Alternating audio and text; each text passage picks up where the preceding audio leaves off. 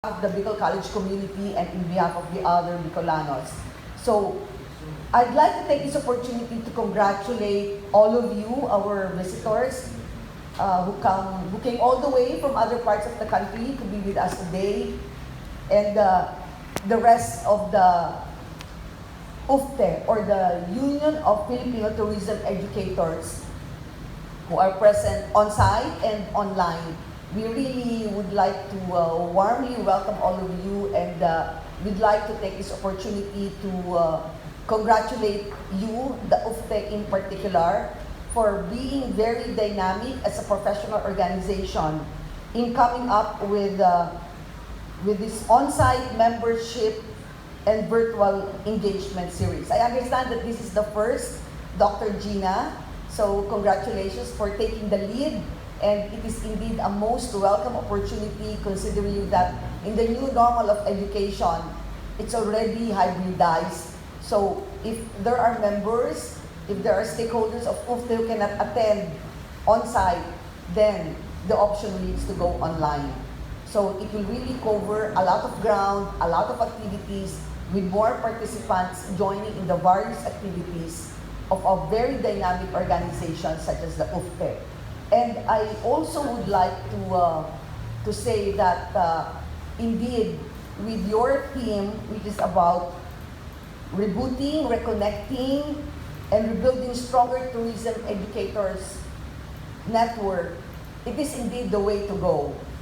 The Global Village now calls for each one of us as educators, as educational leaders, to be more attuned to the needs of the times, and that is about creating greater synergy, creating greater collaboration with the various stakeholders, especially with the industry and the government, by which we can really expand and create deeper and more meaningful education for our tourism students.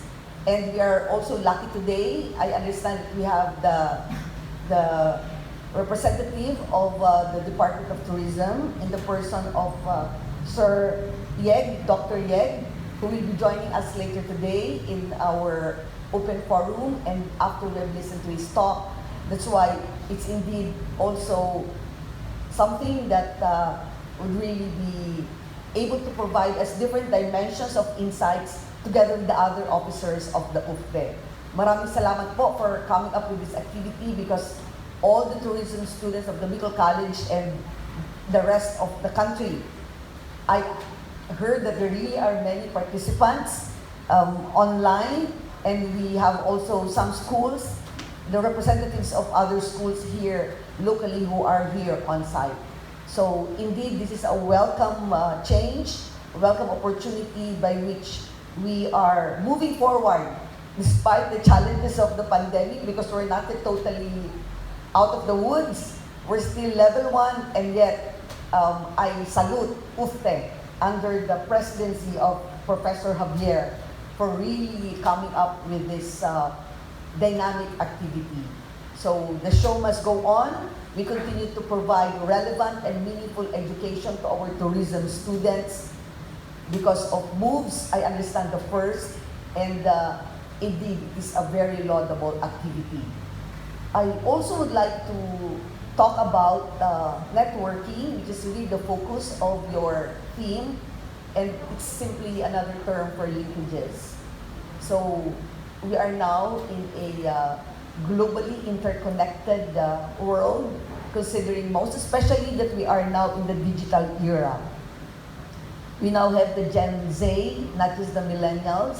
So indeed, in the new normal of education, we really have to, as has been mentioned in the theme, we really have to reboot, reconnect, and build deeper and stronger networks, deeper synchronization, deeper collaboration, deeper synergy, so that we will really be able to address more effectively the learning competencies for our tourism students who have many opportunities after graduation, not just here in the country, not just locally or nationally, but even in the rest of the globe, the rest of the world.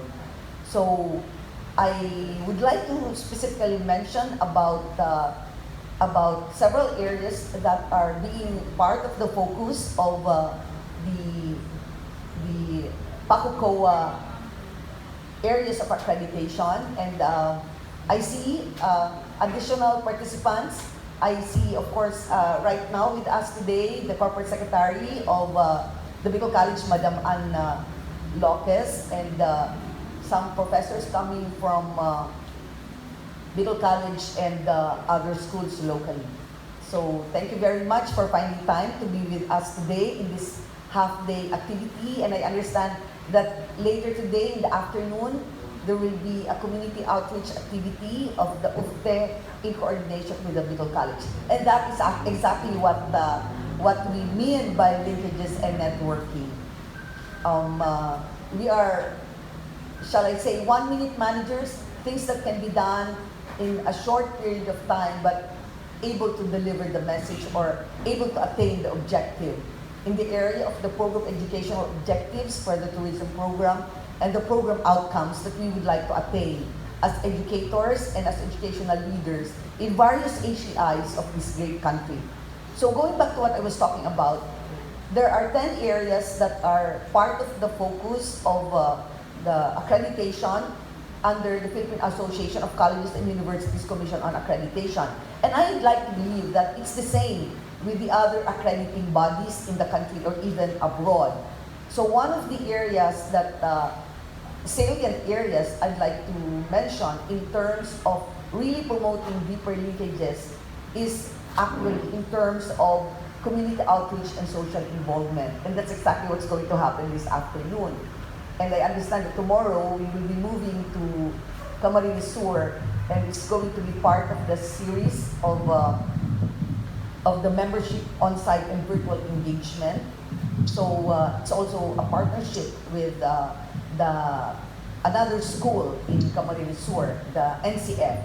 So as I've said, outreach activity is one of the three-pronged areas of education and one of the areas of accreditation by which UFTE as a professional organization can actually partner with different higher educational institutions all over the country to create greater awareness on the part of our students about how blessed they are, because a lot of people have less in life, and it's an opportunity for them to share their blessings in terms of time, in terms of talent, in terms of skills, in terms of knowledge, which they have gained over the years that they are with us in the school, which is actually the second home of these students. And there can be various outreach activities that can be adopted or that can be implemented, whether on-site or online. And the good thing about outreach activities is that it can be along the line of expertise or along the field of specialization of the students or the program. Now, when you talk about tourism, then of course we have the usual outreach activities. But tourism is all about promoting the best of a certain area or a certain country. So ecotourism now is the direction, and therefore there are a lot of livelihood projects that can be promoted and can be tapped by using the outreach component as an opportunity to create greater awareness on the part of the targeted barangay or targeted beneficiaries in order that they can contribute also to the ecotourism goal of the government and at the same time create livelihood opportunities. So it's like saying that we can't expect the government to do everything for us. So it becomes a tripartite arrangement wherein we have the DOT on one side, on one leg of the triangle, and another side is, of course, the educational institution that uses the outreach component as an opportunity to add to the knowledge, skills, and values of the students, knowing that education is not just limited to the four corners of the classroom. So after outreach activities, it's an opportunity for the students to make reflective essays about their experiences in the outreach program, and these inputs, these findings, these inputs can be used to further improve the curriculum of the tourism program. So it's like creating a scenario wherein the curriculum is reinvented simply because of the findings that were generated from the reflective essays of the students who did outreach activities. Not to mention the fact that it's also an opportunity to be able to reach out and create greater synergy with the community.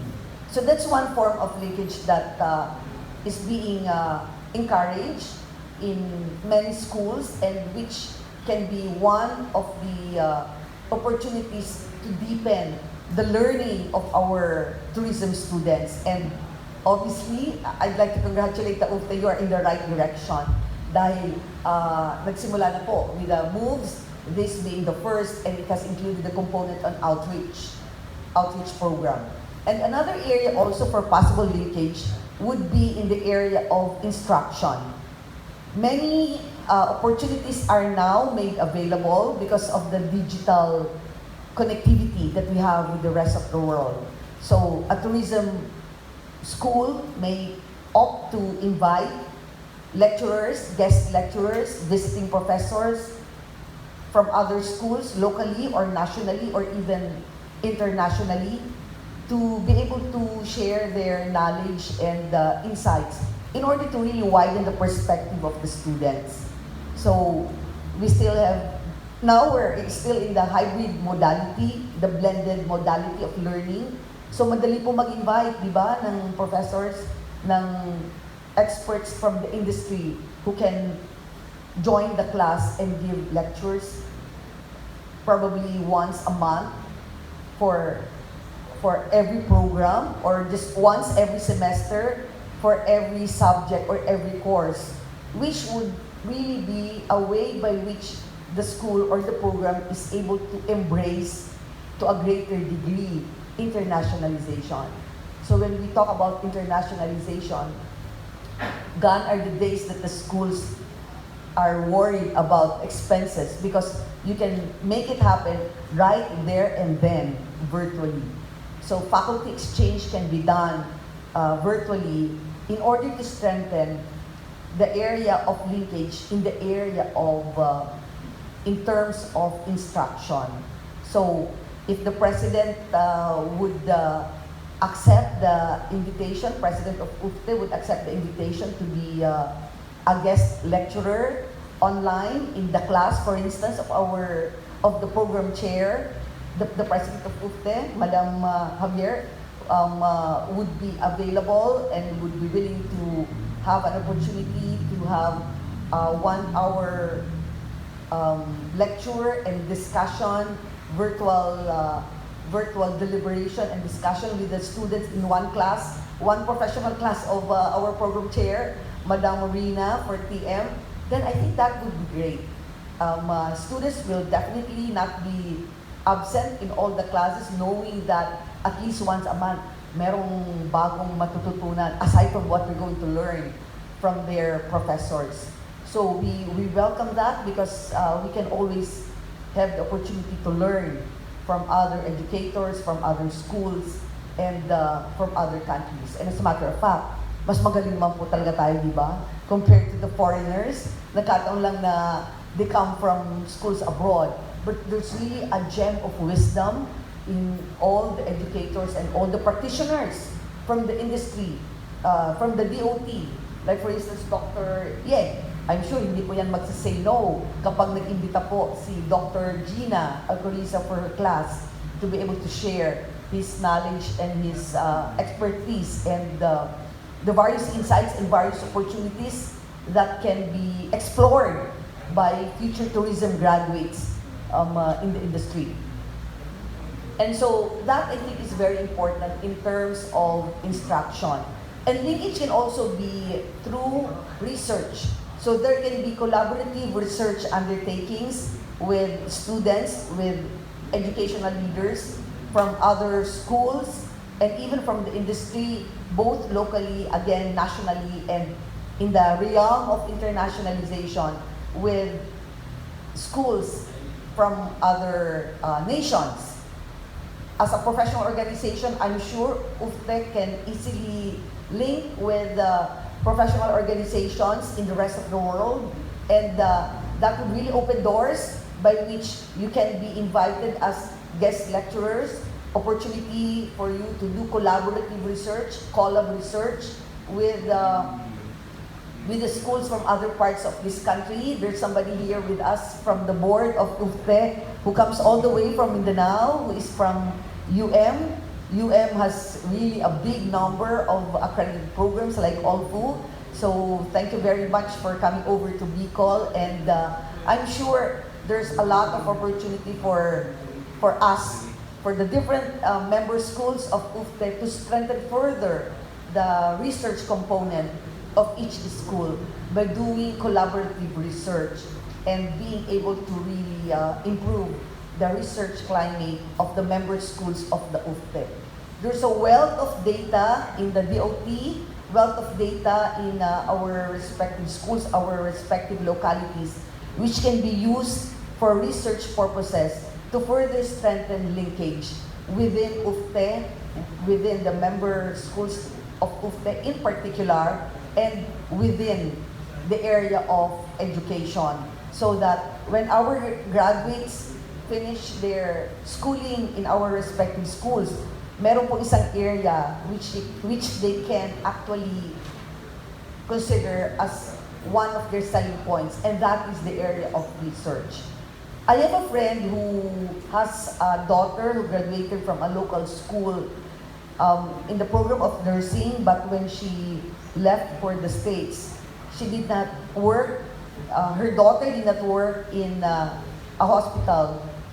Well, she worked in the hospital, she landed a job in the hospital, but not in the area of the hospital operations, because the hospital is adjunct to the university, but she was able to land a job in the area of research, and lo and behold, up to now, she's really shining. So magaling talaga po ang Pinoy. Kaya yung mga graduates natin, employment should not be only in terms of the other areas, but they can also explore opportunities to be able to shine in the field of research. That's why in the Commission on Higher Education, it's a three-pronged thrust. You have one leg in area of research, another leg in terms of instruction, and the third one is social engagement or community outreach. So research also is one important area by which networking and linkaging opportunities can be deepened further. And I think that can be very well done by the UFTEC, considering the direction that you are now taking with the moves. And that's one area also, as I've said. And the other one also is in the area of how do you call this? Okay, so I've already mentioned about instruction. I've mentioned already about research, and I've also mentioned about community outreach and social involvement.